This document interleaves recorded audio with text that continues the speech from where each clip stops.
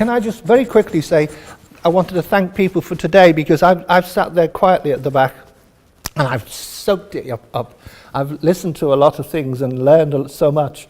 One of the things that I knew about this, but which has been confirmed, which is that, I really don't know about the nuts and bolts and minutiae of Scottish politics and the dynamics of the Scottish party system and so on. I mean, from my vent spot in Southeast, one keeps an eye on what's happening and so on, but obviously no one, I sounded people out today. Is it just me, or did you expect the dynamic changes that have taken place since the referendum? I mean, could this have been foreseen? I can't believe it. I mean, in a certain way, if it gives England a good kick up the backside and shakes it up at last, then it will have been worthwhile. But I mean, one's almost scared, hesitate to say anything about this subject, which I'm just going to talk about, without worrying that, in a year or two's time, something will happen that, when it happens, should have been foreseeable, but wasn't at the time. And I'm one of those people who used to say, oh, don't worry about these critics of the European Union because, they say, oh, don't be stupid, it's impossible.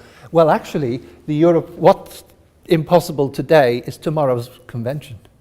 And the European Union has shown that time and time again. Only the English don't understand, right? So it seems to me that in this case, I've got to tread very carefully because I have no idea what's going to happen in a year's time or 2 years' time. As political scientists, sometimes we can see the sort of contours of things that might happen or things that will happen. But I don't know about you, but I don't have any sense of it at all. So I would want to start just going back to thanking you. Was this first of all for the what I love about my subject, which is that if you're going to study federalism, especially comparative federalism, you have to know something about constitutional law, and especially, of course, if you deal with the European Union, a union that's treaty based, it's to your peril if you don't. And so it brings together constitutional law and political science together. And of course, depends on the kind of lawyers, of course. And we have them here, someone who can write a book from a legal perspective on constitutional pluralism, for example, is going to sit comfortably with the sort of work that we do as political scientists. So I think that's important. The other area where there's been a certain intellectual coming together, I think, is over federalism and conflict studies, the sort of work that Brendan O'Leary and John McGarry have been doing. I wouldn't say there's been a meeting of minds, but we've been in the same rooms together, and we've shared some of the same assumptions. Someone said, I remember. So I think that's an area where maybe these things should come together. And the other thing I want to say, and it brings me into the subject more, so I don't rabbit on anymore. I want to say this to you that federalism means different things to different people at different times in different contexts. In this sense, I think it's circumstantial, and rather than having a sense of a fixity of meaning and understanding that it's a model, looks like this, and this is is your benchmark. As Ron Watts said in the opening pages of his little book on comparing federal systems, there is no ideal type, there is no ideal model. There are varieties of models. And I say, yes, I go with that, but that's not the same as saying that anything goes. No, it doesn't. Federalism is not devolution. So it seems to me it is important that we defend and maintain, as someone said this afternoon, this distinction, these conceptual distinctions, and I'll read something from this in a minute. But my point is that we nevertheless then have at the core, it seems to me, a set of values, beliefs, interests, and principles which are quite distinctive for the federal form. And I think these can come in many shapes and sizes, but there is, someone once said to me, rather like Preston King, is there an essence to federalism? I don't think there is. Well, I do. And of course, the way I approach it has been driven by context, has been largely as a moral principle, because if you strip down, and I have done in this hopefully, in this Federal Spirit project, if you strip it down to its skeletal, bare essentials, then you start with human dignity and the value and worth of human dignity, and then you build up from below a set of these values and the corresponding principles derived from the values. I always think values first, principles second. Principles are value rooted, it seems to me. So I think I tried to do that. It's for others to judge whether I was successful, but it struck me in the literature that, you know, people were all over the place about values and principles. They were even confusing values with principles. You know, so it struck me as a political scientist and one who's interested in conceptual issues and theoretical aspects that let's have some clarification. So I tried to start with that and build it up from below in good old Althusian terms from the bottom up. As I say, I'm not sure whether that worked, but we'll see. Among the consequences then of the rejection of Scottish independence by the Scottish electorate, in September 2014 has been not only the sharp public focus on the specific promise of tax varying powers, is the term for this, isn't it? This has been from Nicola Sturgeon, and issues surrounding the so-called devolution maximum, max for Scotland, but also a return, some might say by default, to the place of England in the larger and wider perspective of the devolution debate for the whole of the United Kingdom. Clearly, in the light of recent events, it's understandable why it remains important to continue to concentrate on Scotland and Scottish domestic affairs, especially here in Edinburgh.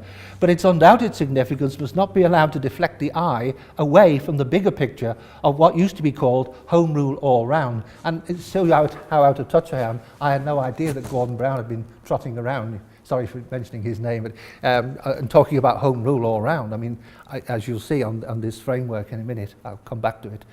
I'm going to say something about that. In other words, we must not let a particular focus on the constituent parts of the United Kingdom cause us to lose sight of the parts in their continuing relationship to the whole. For the moment, at least, the United Kingdom remains greater than the sum of its parts. In this lecture, then, I don't want to focus either on Scottish electoral politics or party politics, nor do I intend to speak about the current practice of UK devolution. I'll only get hurt. Rather, I want to consider the proposition that the current direction of UK devolution is ultimately moving towards a federal United Kingdom. But what do we mean by a federal United Kingdom, and how, if at all, is it likely to occur? Part of this recent political discourse, it seems to me, is frankly fatuous. It is to present these circumstances almost as if the UK might sleepwalk. I've heard that word mentioned twice today, and I've just heard a new one called marching. We're sleepwalking to federation, and now we're marching towards federation. A similar sort of dystopia was often conjured up in the past by the right-wing press and by certain maverick members of the Conservative Party regarding a federal Europe. So we're already used to the portrayal of a federal Europe, and now a federal United Kingdom, as in some sense a kind of illegitimate conspiracy engineered by political elites and designed to detach the British state from its historical constitutional moorings and transform it into some form of political contrivance completely out of kilter with its traditional constitutional and political culture. There remains to this day, then, a British phobia of federalism. I remember writing for the Federal Trust, God, it's so long ago, I think it was in the 90s, late 90s, Why is Federalism a Dirty Word? That was their title, not mine, but I did it then, and I don't think anything's changed. And this condition of affairs seems to hinge upon two familiar public perceptions. First, the sort of uninformed observation that says, well, I do not know what federalism is, but I'm opposed to it. And secondly, the strong sense that it is somehow alien or irrelevant to the needs of the British polity. So it is obviously true that much depends on how the term federal is generally understood and what theoretical and practical similarities and differences exist between the terms federation, and I'm using this word now, not federalism, federation, and be patient with me please because I'll come on to that, between federation and devolution as they are used in the specific context of the United Kingdom. So taking these hostile background circumstances into consideration, I want to look at these issues from a hitherto neglected standpoint. This is the particular perspective of federal state formation, which is what that Federal Spirit book was about, and how far the UK experience, which in many respects is not unique, can be accommodated in terms of new theoretical and empirical approaches to understanding it as evolving towards a new federal model. There's no marching, there's no stumbling, there's accident. But this requires that we take into account recent research in comparative federalism in order to situate the UK in the context of other federal models. In other words, I want to combine historical specificity with contemporary comparative experience. But before I engage this task, I must practice what I preach. And so my initial pursuit of terminological clarification is designed to avoid confusion in political discourse, and means that I must first furnish the basis of my presentation with some preliminary reflections on the fundamental conceptual issues, together with some old theoretical perspectives about federalism in terms of the British political tradition. What I'm going to speak about is deliberately geared towards the United Kingdom rather than comparative federalism, but I'm going to, for the purposes of today, I had to narrow this down for, let's say, personal reasons recently. I won't go on about it because I spelled burnt martyr already. But anyway, consequently, I'll introduce this conceptual distinction between federalism and federation, and then say something about the contributions of some of the earlier theorists of federalism, which seem to me to have been largely overlooked or ignored by many of those scholars who specialize in British devolution as a subject in its own right. Yeah. I will also provide a brief overview of what I've already called the United Kingdom's historical specificity by drawing on what I regard as the most important historical episode or experience encapsulated in the period between 1910 and 14, during which, it is my contention, virtually all of the ideas currently circulating about UK devolution were engaged and thoroughly ventilated by the British political class, broadly speaking, and in particular by leading British politicians across the traditional political party divide over a century ago. This is what most of what I hear, not all, there's obviously some changes, but most of what I hear in terms of the big arguments are exactly the same. They haven't changed. This interlude, 1910 to 14, is justified easily. It is framed by a consistent and unrelenting constitutional political discourse and supported by a huge outpouring of Edwardian, and I guess you'd say early Georgian, constitutional, legal and political literature of enduring quality and continuing contemporary significance. This is the point. These are, if you like, shadows of the past that are indelible, and they continue to fall across the contemporary public debate about UK devolution and federation. This brings me to the next question, or now intellectual catchphrase, of self-rule and shared rule. And because Stephen put it in his summary, I included it in here because I have a take on that. And it's been used a lot today as well. Most closely associated with Daniel Elazar, who introduced and popularized it as a shorthand descriptive definition of federalism in his well-known Exploring Federalism, first published in 1987. As we will see, this dictum is much more complex and potentially problematic than we might initially expect. It is an understandably attractive catchphrase, aren't they all, because it concentrates the mind on the principle of the division of powers and competences, so obviously associated with both devolution and federation, but we must be careful how we use it as any kind of index or indicator of whether or not devolution has evolved into federation. In this way, then, my lecture can be construed, and it's at this point I draw your attention to this. I hope you, if you want a copy, I believe that they're over there, just to give you an idea of how I've structured it, because I have been unable to deal with any PowerPoint for sure lately. So my lecture can be construed as taking the following shape. Conceptual clarification, I must start with that. Old theoretical perspectives of the United Kingdom. The federal devolution episode of 1910 to 14, the historical experience on here, number 3.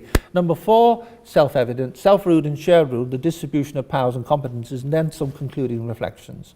So if I begin with number 1, the conceptual theoretical issues, this is only very short, so I'll get it over it, because an audience like this doesn't need to me to go rabbiting on about these kinds of definitions.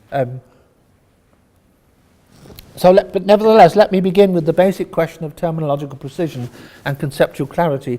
This is important because without defining our terms consistently, we cannot proceed very far with classification as the basis of comparative analysis. I mean, people talk past each other. They're not actually talking about the same thing. And some people, listen but don't hear, that kind of thing. So it seems to me we must have some kind of, let's say, intellectual or theoretical consensus that we're talking about the same thing, because very often there's the idea, and then of course there's the thing. And so that's what I'm trying to get at. I begin by making a basic conceptual distinction between federalism and federation, to which I'm more recently have added the concept of federal political system. Federal political system as a concept, I put these together in that handbook that we've got, one of the authors here, editors here, Wilfrid, and I think Sean Loughlin and John Kincaid, which was the Routledge handbook, and there's a piece in there I call the penumbra of federalism, which is this idea of shading off into different, from moving from one concept to another, but shading off, and it's all in there. In the unlikely event you might want to have a look at it. So I added the concept of federal political system, and that's come up today in my mind because, how do you wrestle with the idea that, well, this country is not formally federal? So it's not a federation. Spain.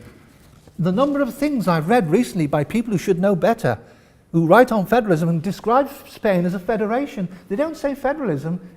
Might get away with that. But federation, it's not a federation, and nor is there anything remotely in the Constitution that would say it is. In fact, it's mentioned once, and in that mention that it has negative connotations, that the autonomous communities do not have the right to federate within the state. So it's mentioned once only, and in a negative way. They do not like it. This is a federation? I think not.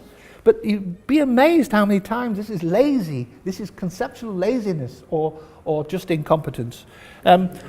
Distinction then, I added political system because the thing with federal political system is you have a state, every state has a political system. I can't see a problem with that. It may be that the state is not formally federal, but it operates in a way that increasingly is. This means it is not a federal state, but it has increasingly a federal political system. I think I can sleep at night with that. The world, welcome to the world. It's not neat and tidy, it's intellectually messy. But we have to change if we don't engage with these concepts and reconceptualize, we cannot understand or explain the world as it's changing, it seems to me. So this would be one way. I'm not saying I have the answer, I'm merely saying this is workable for the moment until the world changes and shows us that the impossible becomes possible, and you better get your act together again because your job is to explain the world to your students. I think the concept of federal political system is important, largely as a response to the emergence of new federal models that, while not formally federal, have in many respects often operated in that way in practice. Federalism I take to mean the animating or driving force behind federation, or the or the federal political system. This can be a combination of historical, philosophical, psychological, social, economic, cultural, ideological differences and diversities that form the basis of political identity. The concept of territoriality and territorial boundaries is also important for framing these identities as the building blocks of distinct constituent units that very often have their own history and sense of self and place quite different from the majoritarian culture. Increasingly, we have moved into the area of what Alan Kearns, leading writer on Canadian constitutional politics, called the age of constitutional minoritarianism. So what of devolution? Oh, sorry, wait a minute. No, I'm ahead of myself. So I've said what I think federalism is. It's a driving force. Well, if you have a federation, we can try to explain why it was formed at a certain moment in history or a period of time, because Ron Watts is right, I think, that by and large history shows us that federations are formed by coming together, federations or aggregation or disaggregation for former empires. So you get these kind of, and that's a form of devolution. And so normally this is the case. It's changed recently because the whole dynamic of creating federal states now involves something called the international community, and very often the Americans in drag. If you look at the recent models, so there's a difference now between these new models and the old ones that we read about in the textbooks. And so federation, by that, I've defined it because I sensed one or two people uncomfortable with it this afternoon, and I thought, well, that's because you're using the term federalism. If you use federation, it's much simpler. It's a federal state. So it's a state, but it's a federal state. The word federal qualifies the word state. So what is it about the word federal that qualifies it? What is the word federal doing?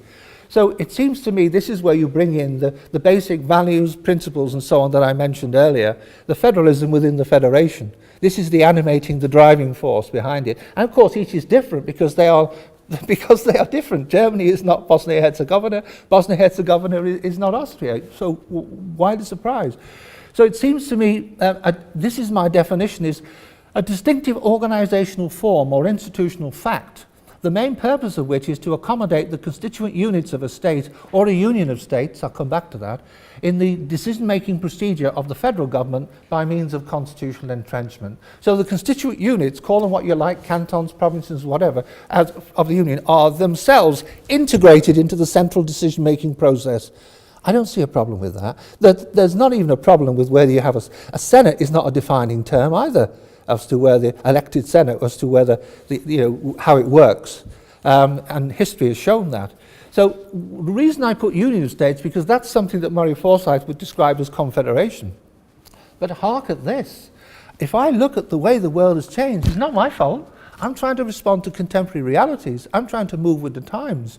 And what I see when I look at Belgium is increasingly, and Wilfred mentioned it today, if you look at the hollowing out of Belgium and the fact that more and more powers are I don't know whether hollowing out is acceptable these days, but more and more powers are being given, should we say, to Wallonia and to Flanders.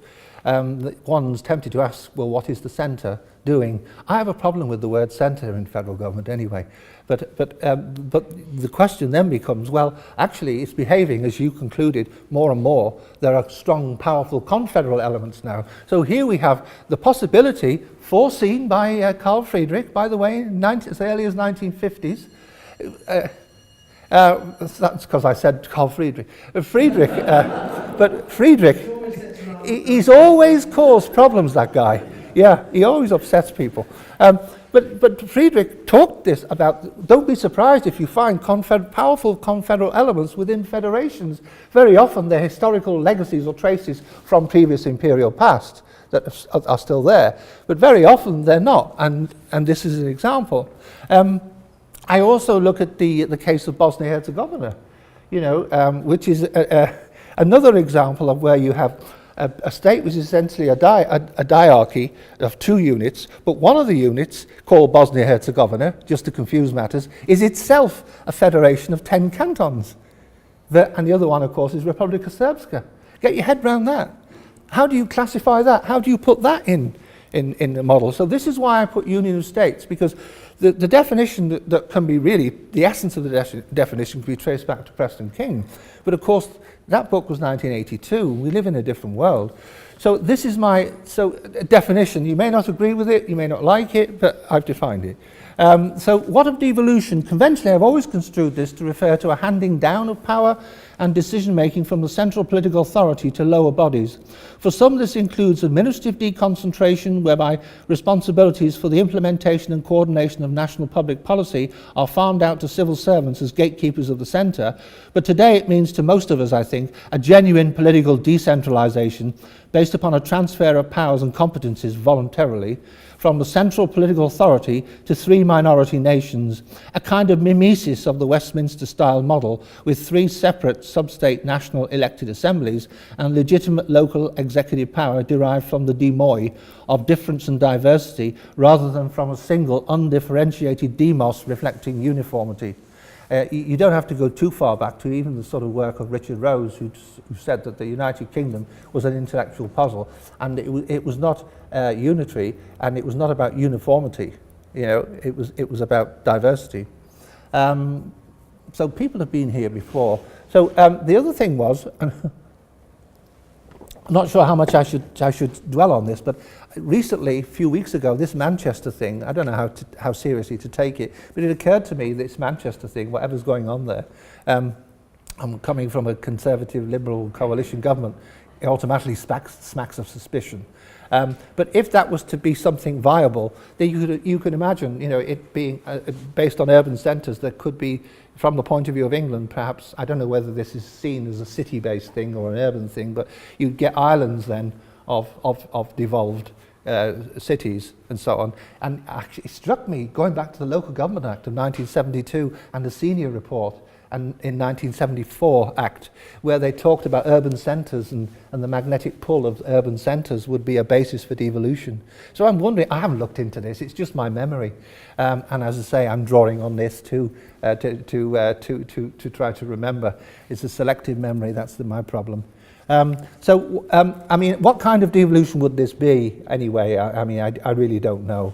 But what I'm trying to get at is maybe there's a new way, I'm talking about England, new way to develop it within England, where it's never been cultural matters so much as socio-economic. It's about regional planning, wasn't it, really, these kinds of developments?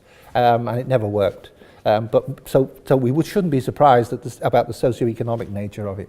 The early theoretical contributions, federal theory in the UK, here I look briefly at the four leading theorists of federalism, purely in terms of what they observed about the United Kingdom. They're Kenneth Weir, William Livingston, William Riker and Dan Elazar. One Australian, Kenneth Weir, and 3 US scholars. Isn't that interesting? There are more, but even Friedrich, who I didn't include because he didn't have much to say about the UK, was German, but American German, who left when Hitler came to power. Kenneth Weir is interesting. He's widely known for the establishment in something called federal government in 1946 of what he called the federal principle of coordinate power between the federal government and the several constituent governments, each within their own sphere of competence, as laid down in the written constitution. This meant that coordinacy rather than subordination characterized relations between the central and the local political authorities. Importantly, he noted that, quote, a mere division of governmental functions, unquote, between a national and a local legislature, as for example between Westminster and Stormont in Northern Ireland, was, quote, not enough to constitute federalism. As we've just observed, this division had to be made in a particular way. Now, this essay, this is not from federal government, this is from, because he was a member of the Federal Union movement throughout the war, he wrote a little tract, one of those federal, real quality tracts that have endured over time, called What Federal Government Is in 1943. So this dates from 1943. When Weir shifted his focus to the United Kingdom, he turned to look at the example of Northern Ireland, and the following remarks are interesting for our purposes here. And I quote, federal government is a thing of which most people in the United Kingdom have no direct personal experience, and they find it hard, therefore, to understand what it is. Moreover, when they do encounter it from time to time in the newspapers, they find it equally hard to understand what it is for, and why such a thing as a federal system of government ever came to be invented. People in this country are not used to a system of this kind when legislation can be declared invalid by a supreme judicial authority for the federation. With one exception, they're accustomed to one single legislature which has authority to make laws for the whole of the UK on all matters whatsoever. Accordingly, this intentional obstruction in a federation of the will of the elected representatives of the people, as expressed in acts of the legislature, appears to be to us a strange device. Why do people adopt such a form of government? Why do they continue to put up with it? There's one community in the United Kingdom which will find it easier than others to understand what federal government is like and what it is for, and that is the people of Northern Ireland, who have this in common with the inhabitants of a federation, that their lives are regulated not by one parliament but by 2 parliaments. But this is not federal government. It possesses some of the characteristics of federal government, but not all of them. The Parliament at Stormont derives its powers from the Parliament at Westminster, and its powers may be increased or diminished or abolished altogether by the Parliament at Westminster. It implies by the division of powers that it does not intend, as a general rule, to invade the sphere it has conferred on the Parliament of Northern Ireland, though it has legal power to do so. The essence of this system, then, is that the Parliament of Northern Ireland is subordinate to Westminster. This is not federalism, it is devolution. So what distinguished federalism from devolution were the following things, 3 things. The existence of coordinate partners in the governmental process, which is entrenched in the written constitution. The idea of partners, equal. The actual allocation of functions between federal and state governments cannot be altered either by the federal government or by the government state acting alone. Ron Watts made a big thing of that, as the student of Kenneth Weir. The exercise by the federal government of its allotted functions cannot be controlled by the state governments or vice versa. That was 1943. In summary, the preference of federation over devolution lay in the desire for a more rigid division of functions that rejected the potential supremacy of a national parliament. Here, rigidity implied a cast-iron guarantee to enable territorial communities to remain separate and supreme, each in its own territory, as a matter of right rather than of national self-restraint or discretion. William Livingstone, who's associated mostly with federalism and constitutional change in 1956, but he wrote his original paper, the one he's famous for, in Political Science Quarterly in 1951, and is remembered for what was called his sociological approach, the notion of a federal society. I wouldn't know of a federal society if I fell over one, but what relevance does this have in terms of the United Kingdom? His famous statement that, quote, the essence of federalism lies not in the constitutional or institutional structure, but in the society itself, so that federal government was merely a device by which the federal qualities of the society are articulated and protected, compels us to think deeply about how and why states and governments organise social cleavages having political salience in different ways. In some cases, adopting federation, and in others eschewing it, in favour of a formally non-federal decentralist hybrid model that we might easily classify as the, in quotation marks, regional states of Italy and Spain, and the union state that is currently the United Kingdom. I got something to say about union, but anyway. It is not that federation has failed, but that it has been deliberately avoided as a constitutional choice, itself an interesting set of circumstances. But what of the United Kingdom? Livingstone was clearly persuaded that it possessed important conspicuous federal elements as a society. There are many elements of federalism in the British society, and the diversity, this is 1956, and the diversities that constitute this federal quality are reflected and articulated through various instrumentalities of a federal type. What are these instrumentalities? Well, they're devices, they're mechanisms. They're not in any constitution necessarily, but they are operative behaviour. We might call them customs, conventions, and so on. The Scottish Committee of the House of Commons, this is Livingstone, Stormont Parliament, a separate church and civil law in Scotland, a battery of customs, conventions, and common law. The Parliament itself is in the main unitary, yet in both composition and organisation it displays certain features that may be termed federal. Indeed, in its activity, he means its behaviour, more than its composition, the British Parliament manifests a consciousness of the federal nature of British society. In summary, Britain has been held by all to be the archetype of unitary government and the one where the processes and forms of federalism are least likely to be found. And while it is not suggested that the UK is federal, one may not ignore the presence of certain elements in the British society and in the processes of British government, including that process by which the Constitution is amended. Turning to Northern Ireland, Livingstone focused upon not so much the limitations, but on what he called the extensive powers of self-government conferred on Stormont that had the right to legislate on an impressive list of subjects, tantamount to a federal element in the Government of Ireland Act 1920, to which could be added a further federal element, he said, the continued, if much reduced, representation of the separated counties of a partitioned Ireland at Westminster. But Livingstone concluded it would be improper to consider that the relationship between Belfast and Westminster is a federal one on any acceptable definition of the term. Devolution, he conceded, is not federalism. Yet the two have many features in common. Devolution in practice demands from the parties concerned much of the attitude that is requisite for the proper functioning of federal government. So far as social psychology is concerned, there is a great deal of similarity between the two systems. Devolution in Northern Ireland is an instrumentality of federalism of the same sort as that found in the formal distribution of powers in a federal state. Though the constitutional forms are still those of a unitary government, the very existence of the government of Northern Ireland stands witness to the vitality of the federal principle in this segment of British society. In summary, Livingstone's sociological approach to federalism in effect focused on what today we might call territorially concentrated political subcultures within the larger society of the state. And his argument tended very much to blur the conceptual and societal boundaries between federalism and devolution. Quickly turning to William Riker in 1964, his Federalism, Origin, Operation, Significance, Riker's theoretical contribution to federal state formation marks his work out as the single great contribution to federal studies. But leaving aside the now heavily disputed details of his ambitious theory, let us concentrate upon his memorable remarks about the British federal political tradition.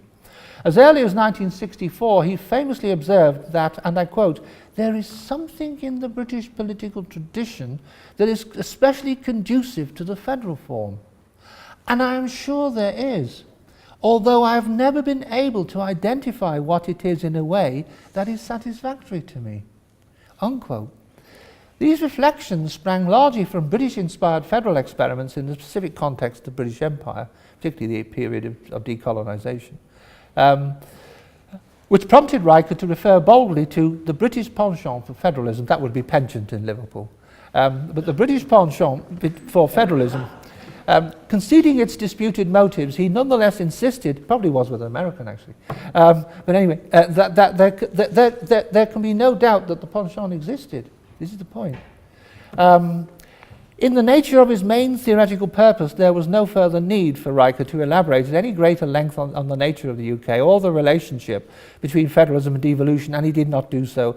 But his abiding legacy for our purposes was his concession that federalism was an integral part of the larger British political tradition. It should not surprise us to learn that when Elazar considered the British contribution to the emergence of federalism, it was initially inspired by British political experience, namely the legislative union of Scotland and England in 1707, and later on the eve of the American Revolution, when the problem of imperial relations within the British Empire brought it once again to the fore.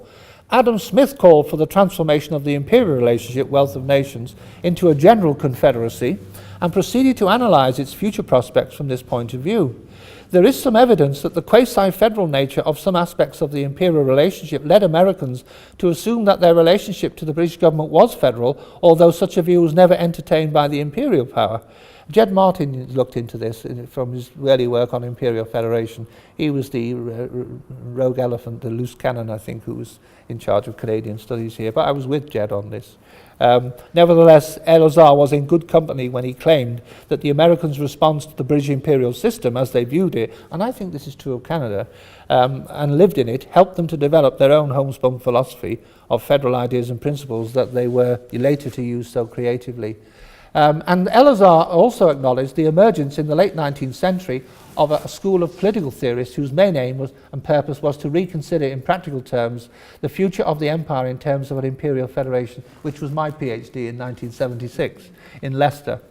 Scholars such as Edward Freeman and James Bryce sympathised with the ideas of federalism and Home Rule for Ireland, devolution, to which we shall now turn. And I want to turn, and I'm keeping an eye on the time because I realise that I lost some time in my introduction by overstating some of the things I should have been quieter on.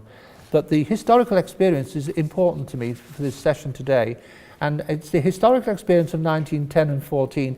I mean, you know this, but clearly the milestones, some would say tombstones, the milestones in this Irish debate about devolution, who said nationalism was never driven in this country, British politics or English politics, by nationalists. Only has to understand the history of the island.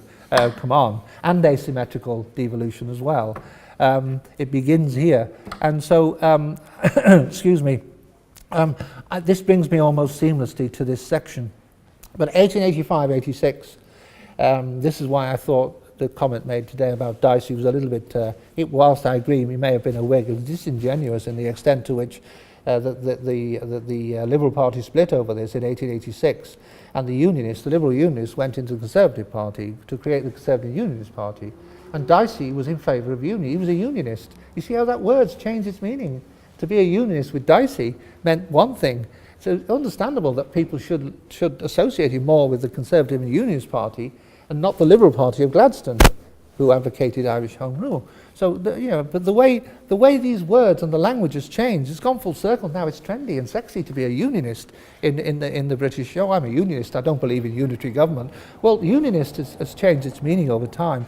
I justify my choice of this particular period as my case study designed to illuminate the relationship between federation and devolution. I'm sticking to federation, because in my view it is literally a dress rehearsal of the public debate and discourse that we're having here today. And as we will see, it contains virtually every argument and reform proposal about so-called federal devolution. This is where you collapse them, federal devolution now, just to muddy the waters for you. Federal devolution that we still discuss today. The idea of Home Rule for Ireland, still an evolving process and not a static arrangement. Home Rule for Scotland, which is still construed by many Scottish people who do not desire formal independence. as an unending process.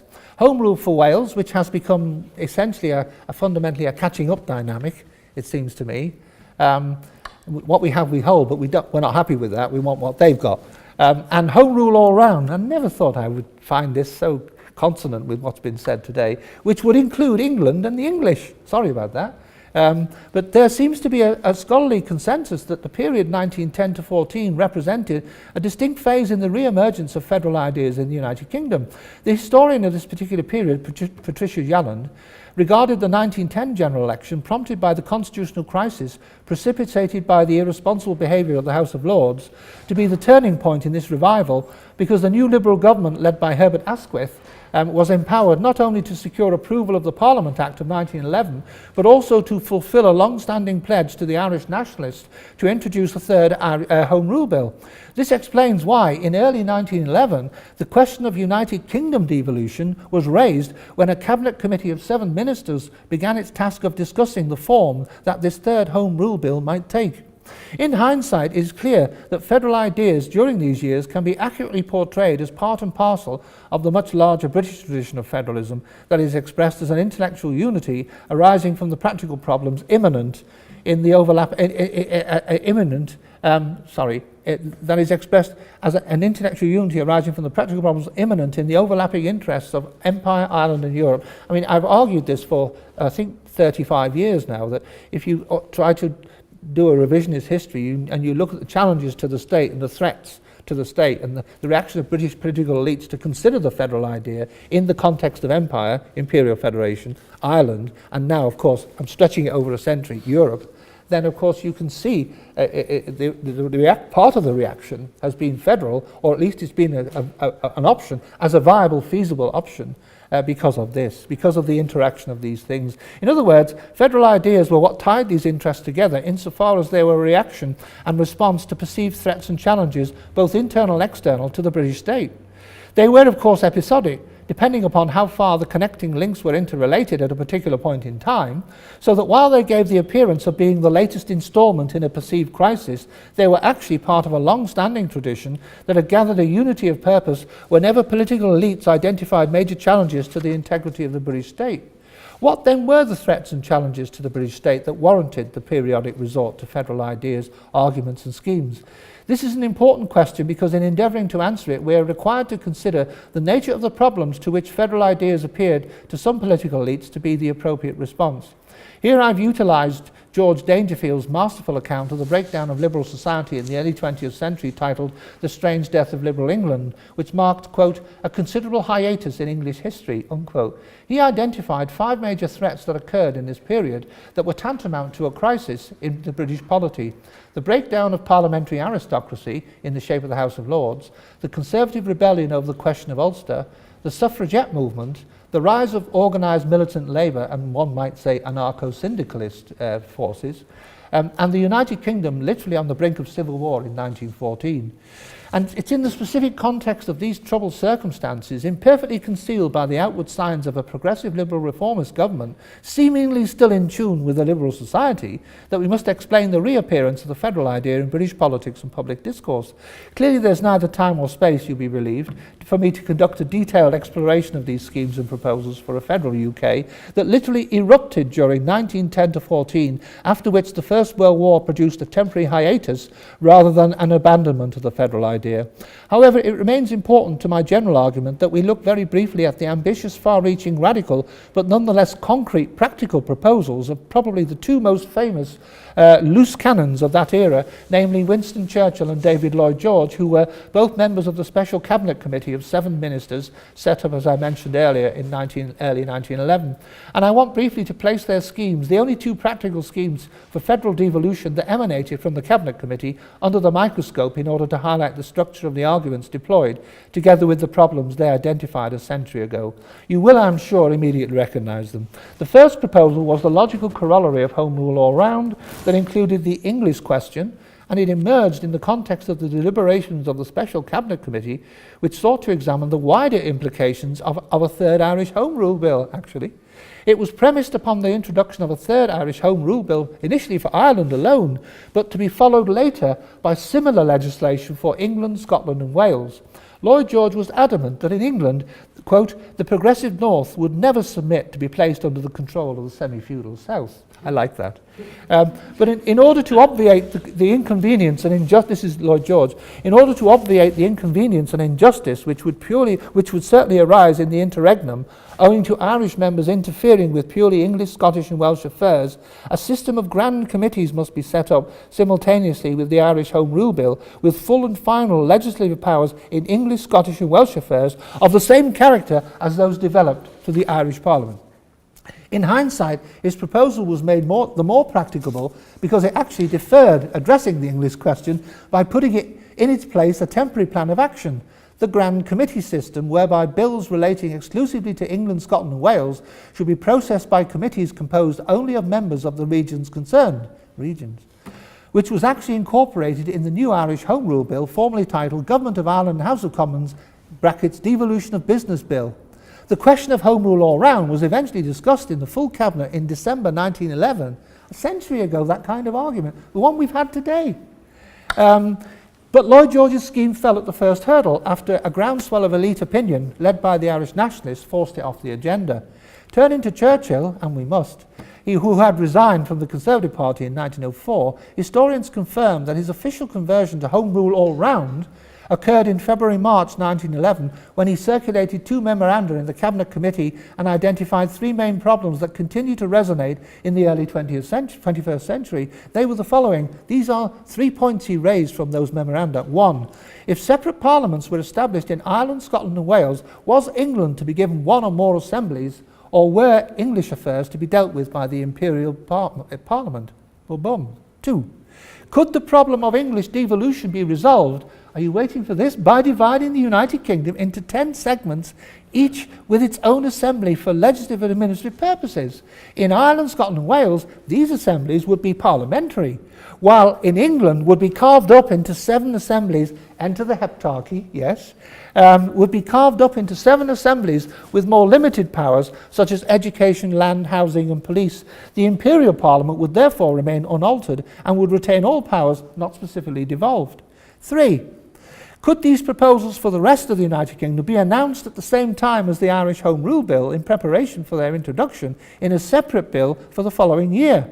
This initial asymmetrical approach was therefore premised on ultimate symmetry in the respect of treatment of the same, I don't mean the powers, for the United Kingdom. Churchill reappeared in September 1912, irrepressible, to relaunch his early 1911 proposals that had been rejected by the Cabinet Committee in what has until recently been a relatively neglected speech just down the road in Dundee. And no better example of the enduring contemporary significance of the reasoning, the challenges and the attendant problems of his proposal can be proffered than Churchill's so-called federal kite. Without claiming to be a dedicated enthusiast for Irish Home Rule, he nevertheless saw it as the major stumbling block to the pursuit of the Liberal government's economic and social programme, and became convinced as the months wore on that the problem of Ulster had to be confronted, and this led him to advocate the temporary exclusion of at least some of the Protestant counties of Ulster from the next Irish Home Rule Bill. In this way, he established a solid link between federalism and the Ulster question. I'm going to move on quickly because of the time factor. Churchill's speech was of course purely speculative, and he conceded that he spoke only for himself and not as a government minister. But we can see that not only had the idea of breaking up England into smaller constitutional units already been ventilated in public almost exactly 1 century ago, but it was also considered as a practical proposal. In retrospect, we now know that even the leader of the Ulster Unionists, Sir Edward Carson, had privately concurred with Churchill's plan to the extent that if Ulster exclusion was to be the future, it would be better incorporated in a larger scheme of UK-wide devolution than as an anomaly.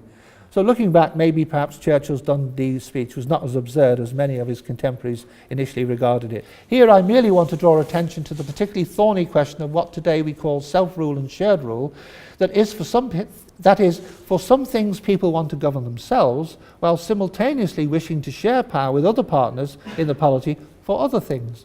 So territorially concentrated minority nations, distinct identities, sometimes prefer to take control of public policies that are perceived to impinge directly on their sense of who they are, And this leads to pressures for a redistribution of powers and competences within the state in order to achieve what we might call internal self-determination. The key question is, where do we draw the line between these two concepts in practice? What criteria do we use to decide what powers and competences should be allocated to which level of government that corresponds with self-rule or shared rule? I mean, I might see subsidiarity marching towards me here, but I've raised it and now I'll put it down. Clearly, this understanding of internal self-determination that some observers call enhanced autonomy. I was interested in that question, and I think the difference is, I mean, you can approach things from autonomy if you want, but it seems to me, from the point of view of federation, autonomy is taken as a given. It's a concept which is a given. It's part of the federation. Its conceptual status is lower than federation. It's a secondary thing. But conflict specialists often, and they even write books with autonomy on, and they just go for autonomy, and everything else is subordinated. It's really a question of the approach, I think. But should be set against the rival understanding of secession, or what independence is understood to mean. In the recent Scottish public debate about this term discussed in the SNP's white paper titled Scotland's Future, in November 1913, there were, to my mind, considerable ambiguities evident in their underlying concepts of self-rule and shared rule in terms of its understanding of independence. Context, it is often said, is everything, but even a very cursory survey of the assumptions and definitions of what the white paper construed as independence is instructive. This is not in any sense to deride the SNP's position on the matter of independence. Rather, it is to use it as a sort of benchmark against which we might reconsider precisely what so-called Devo Max means. And I mean that in sense of Devo Maximus as is understood. In other words, is it possible to see Devo Max as a much slower but nonetheless parallel path or journey to a form of internal self-determination that would in many respects be equivalent to independence as understood by the Scottish National Party? I mean, is it simply saying, well, yeah, we're going to get there, but at a slower pace, in the typical incremental piecemeal style? No teleology, no, we don't need that, God forbid that. We just want to do it as we go along. If I probe a little further, keeping an eye on the time, I'm already on quarter past on there.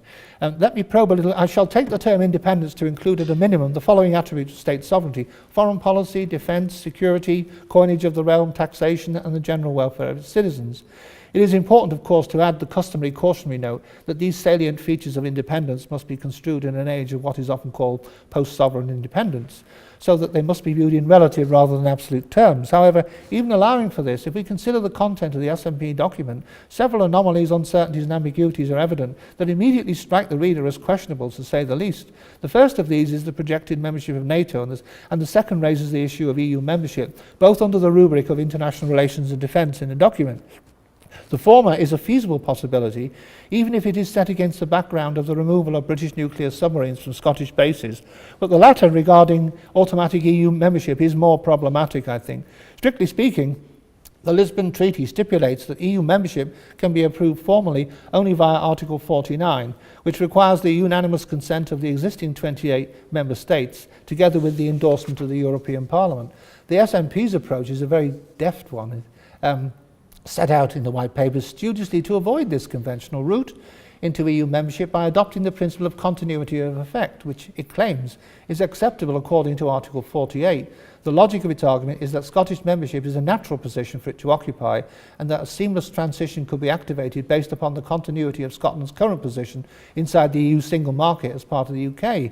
Indeed, formal discussions to iron out any difficulties in the unprecedented twin processes of secession from one established EU member state to independent status as a new EU member state would have been conducted in the interim period, during which Scotland would have remained part of the United Kingdom and by extension part of the EU.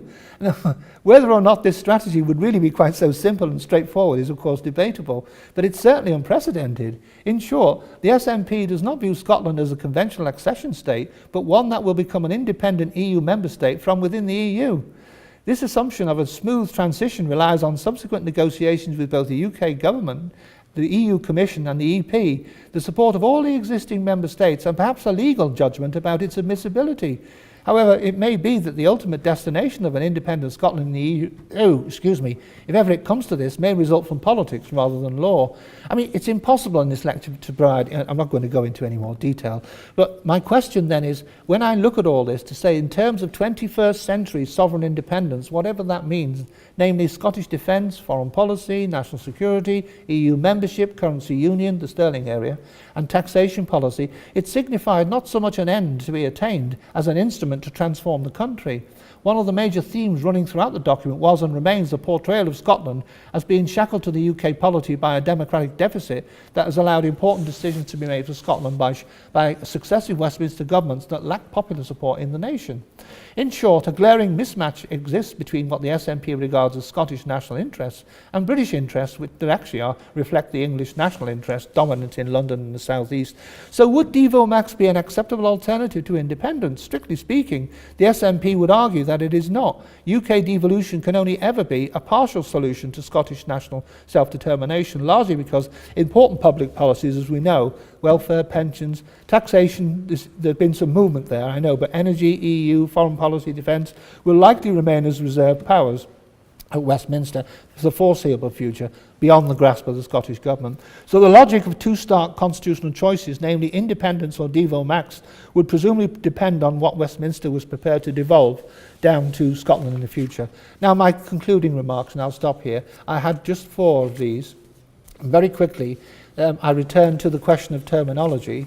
I've already said something about unionism and unionists, so I won't bore you with that again. But I do think that the question of terminology, there is always the danger that constitutional and political debates are dogged by disputes about terminological precision, and in the period 1910 to 14 there was, it has to be said, a conspicuous overlapping of concepts and terminology that served so often to muddy the waters of public debate, not only because of a lazy misuse of concepts or of a genuine misunderstanding of the operative terms, but also because of a widespread disagreement and differences about the nature of the problem to be resolved.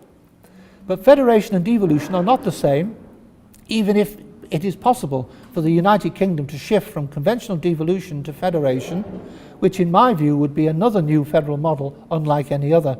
Nonetheless, it's still possible for UK devolution to look more and more like federation, but only from a particular point of view. It is not federation conceptually for the reasons I gave earlier. Conventionally, federal structures and institutions derive from written constitutions, and the constituent power is the people in a variety of individual and collective forms rather than parliaments. But if Westminster is hostile, perhaps we will have an increasingly federal UK without the formal institutional trappings required for it to be a federation. This is where my concept earlier I mentioned, federal political system, can come in. You know, that it's not a federation, but it is a federal political system. Why not? Welcome to the world. It's messy. It may therefore become, as William Riker observed way back in 1964, a federation in all but name. But my point is this, that on the terminology question, and I mentioned this in the penumbra piece, was that I think, I just get this sense now, at this point in this debate, broadly speaking about federalism, that we've reached one of those crossroads, one of those periods where intellectually we have to reconceptualize, and we are confronted by a series of contemporary realities which force us to re-examine the categories that we have. This conceptual fluidity is dictated by contemporary change. Now, I'm not saying, therefore, that we lose the meaning of federalism. No, not at all. But I think we have to adapt and adjust. And I tried to do this in that Federal Spirit book by looking at it from the point of view of federal democracies, relinking these together, and then producing a series of 6 different models. They're only indicative. They're not meant to be, conceptually precise. But I think it's an effort to recognize this reality. You see, we mustn't. I think if you allied this, if you slide federalism and devolution, I'd never use the term federal devolution, but they did in 1910 to 14 with great aplomb, and it suggested progressivism. Then I think we lose something, and we do need to have certain boundaries, conceptual boundaries and definitions and terminological clarity and precision if we're going to compare. We have to. Secondly, the twin notions of multinational society and multinational state. What might be the path for the UK? Nicola Sturgeon's recent allusion that was mentioned just before to any future referendum proposal to leave the EU that could only be sanctioned if all 4 constituent nations agreed on it is an interesting position. If you mean what you say, if you're going to mouth off about multinational United Kingdom, put your money where your mouth is. What does that mean? What would a multinational federation of the United Kingdom really look like? In this great article by Ken McRoberts, Canada as a Multinational State, around about 2000, 2001, in the Canadian Political Science Review, he makes the point, the distinction between, you may have a multinational society, but what are the implications of that for structuring a multinational state? That's different. A multinational federation, for example. We need to sort this out, it seems to me. And to add a rider, the constituent nations of the UK are themselves each culturally heterogeneous. Look at England, even England. It's not just the north-south divide. And I mean, I don't know enough about the history of Scotland and Scottish society, but what is it that can lead someone to write a short Federal Trust pamphlet in 2009 called A Federal Scotland in a Federal United Kingdom by Andrew Blick?